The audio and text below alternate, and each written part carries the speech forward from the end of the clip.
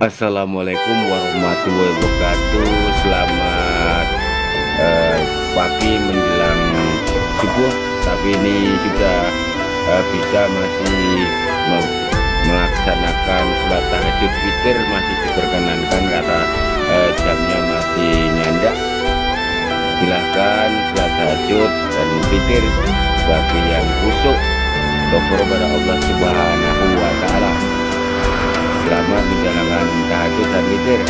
Nanti bisa lanjut melihat, menonton, mempelajari pelajaran dari saya, lanjutan dari channel yang lain dengan tema terapi alternatif medis non medis dan membantu juga mengatasi segala problema. Di kesempatan ini, di channel ini saya mengambil judul yaitu bicara dengan arwah ziarah kubur.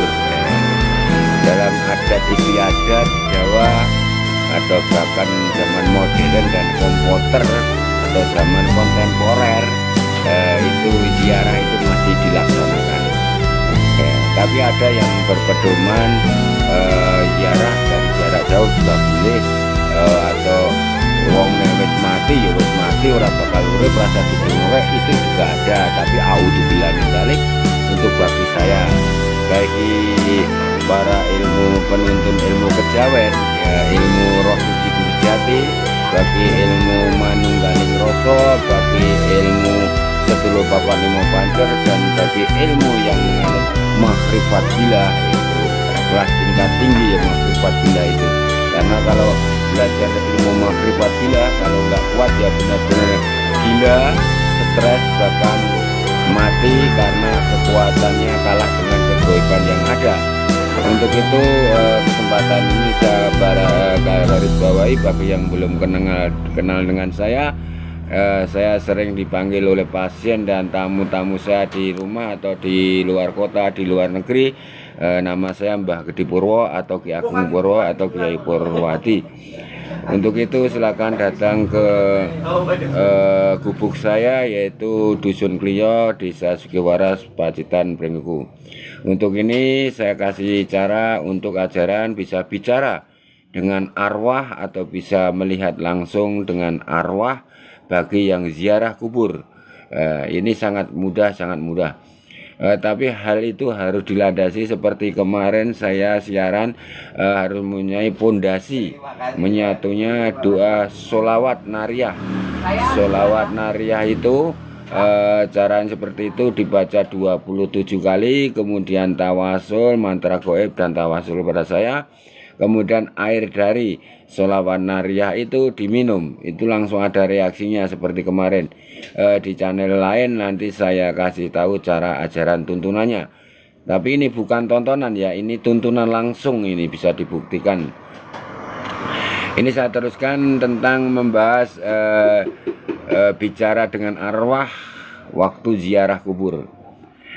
Mayoritas ini yang dilakukan, tapi ini yang saya lakukan ya, sebelum ziarah kubur silakan mensucikan diri, yaitu wudu ya. Bagi yang non muslim ya mensucikan diri, jangan kotor najis, bahkan yang rapi ya, dalam ziarah kubur atau mandi keramas dulu baru wudu. Setelah wudu ya, kita baca surat Yasin dan pahalanya dikhususkan kepada arwah tersebut, dan benar-benar khusyuk ya. Setiap ucapan dari ayat-ayat surat Yasin itu kalau bisa tolong ya tahan napas setiap satu surat. Jadi tidak tergesa-gesa seperti Bismillahirrahmanirrahim, Yasin wal Qur'anil Hakim innaka laminas sholihin dan seterusnya. Tidak boleh begitu. Itu tidak bisa menggugah dari manunggaling rasa atau batin. Anda tidak bisa kontak dengan goib, tentang goibnya, tentang arwahnya. Jadi yang benar untuk ingin kontak langsung ya, kontak langsung dengan goib yang arwah yang kita tahlili atau ziarahi, itu tarik nafas. Contohnya begini, Bismillahirrahmanirrahim, ini tarik nafas. Jadi ndak usah ngomong, ndak apa-apa, tapi dalam batin tekuk lidah ke atas. hasbu minallah, hubungan Anda langsung dengan Allah ya. Tarik nafas, tahan nafas, kemudian bismillahirrahmanirrahim, yasin gitu di dalam batin.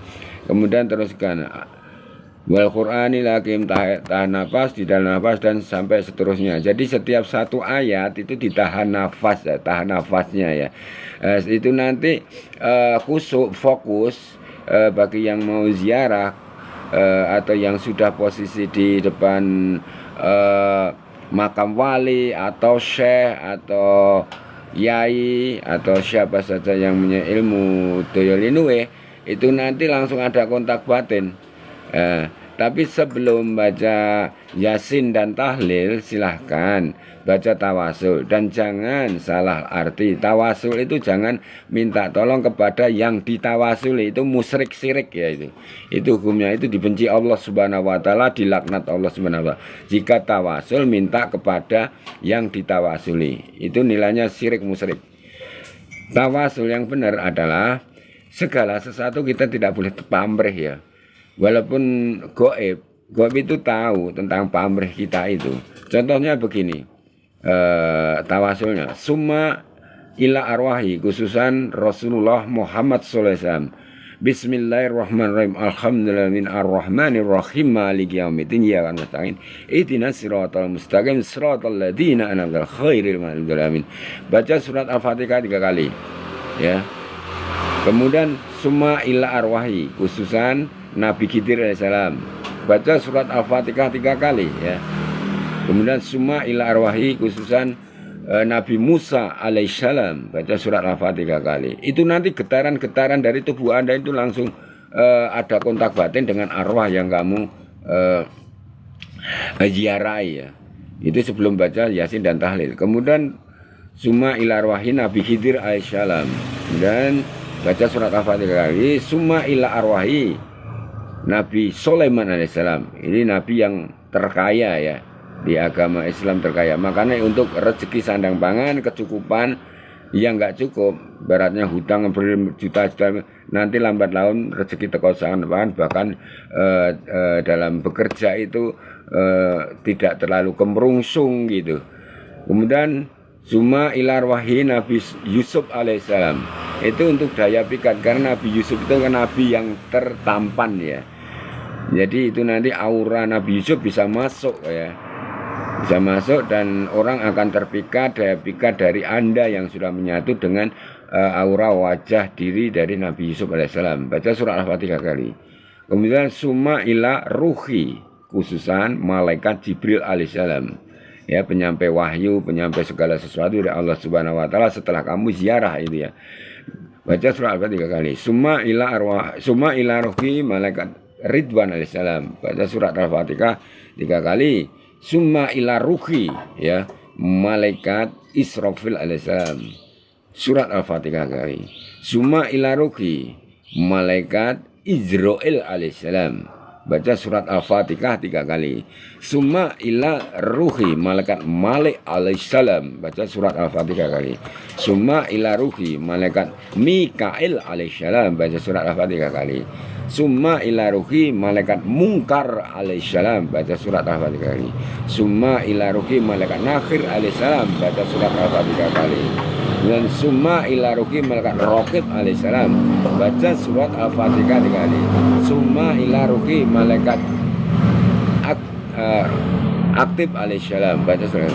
Kemudian kirim tawasul kepada malaikat atau penunggu kodam, karena segala sesuatu uang itu ada penunggunya ya. Uang, umpamanya uang 100, 50, 20 itu ada penunggunya, namanya kodam uang. Dan kalau orang Jawa, orang Kejawen itu menyebut danyangnya uang atau goib penunggu uang. Jadi goib penunggu uang itu jika diwiriti itu akan mendatangkan teman-temannya ya. Jadi banyak uang 1 lembar itu kamu wiriti, disugestikan, memanggil ayo teman-teman uang datanglah, dan disugestikan dengan doa wiritan, nanti rezekimu teko sangan paran. Ainul hak yakin, tidak sampai 40 hari rezekimu lancar ya. Nanti ada amalan-amalan lain dan judul lain. Ini saya lanjutkan lagi untuk malaikat penunggu rezeki, yaitu namanya malaikat katabah.